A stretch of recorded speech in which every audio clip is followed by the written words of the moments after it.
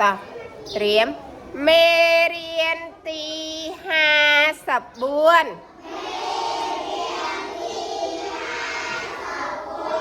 អាថ្នោតគូខ្ញុំអំណានខ្ញុំមានគោឈ្មោលមួយក្បាល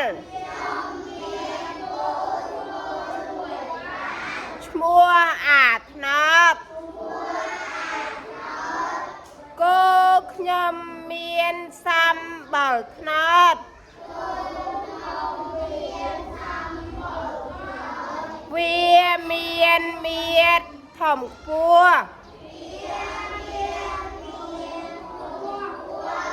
ស្នែងស្រួចកងខប់ចូលគ្នាជើងទាំង4របស់អាថ្នោត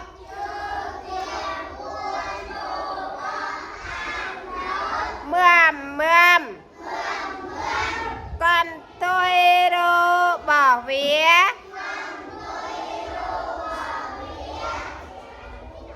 វែងហើយបកចោលបកឡើង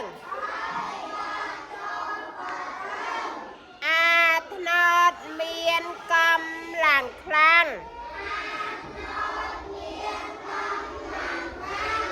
វាចេះណាស់ហើយឧស្សាហ៍ទៀតគ្រួសារខ្ញុំទឹមវា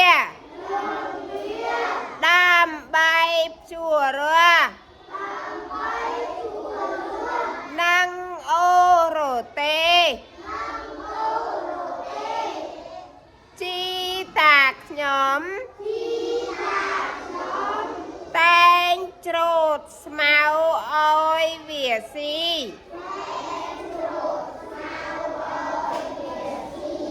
និងលាងទឹកវារៀងរាល់ថ្ងៃ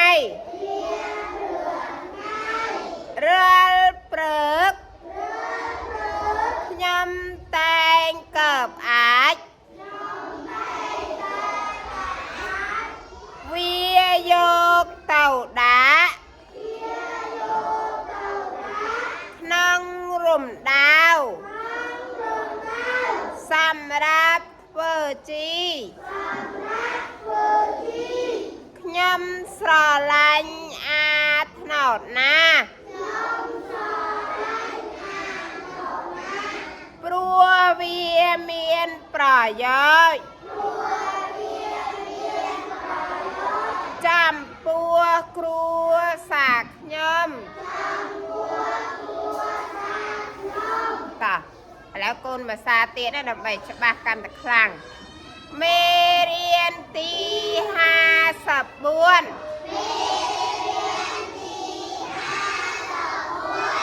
អាថ្នោតគោខ្ញុំអំណានខ្ញុំមានគោឈ្មោលមួយក្បាល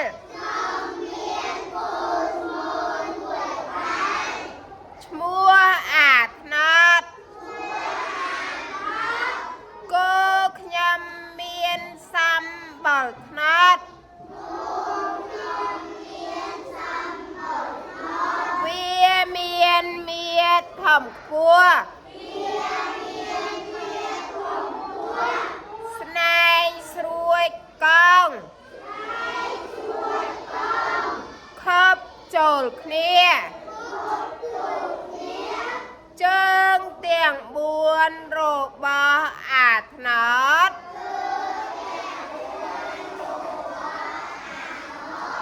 មឿមកន្ទុយរបស់វាវែងហើយបកចោលបកឡើង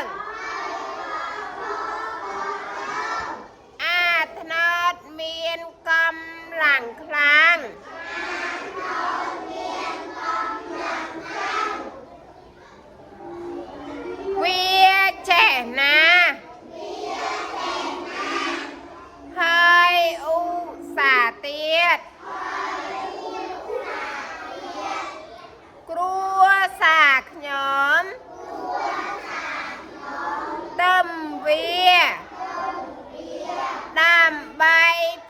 រ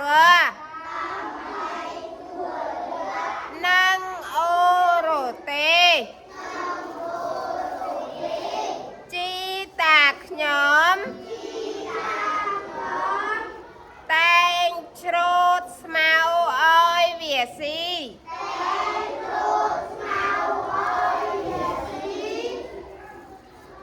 នឹងលាងទឹកវារៀងរាល់ថ្ងៃរាល់ព្រឹកខ្ញុំតែងកັບអាចវាយកទៅដាក់ក្នុងរំដៅសម្រាប់ធ្វើជីខ្ញុំស្រឡាញ់អាត្នោតណាស់ព្រោះវាមានប្រយោជន៍ចំពោះគ្រួសារខ្ញុំ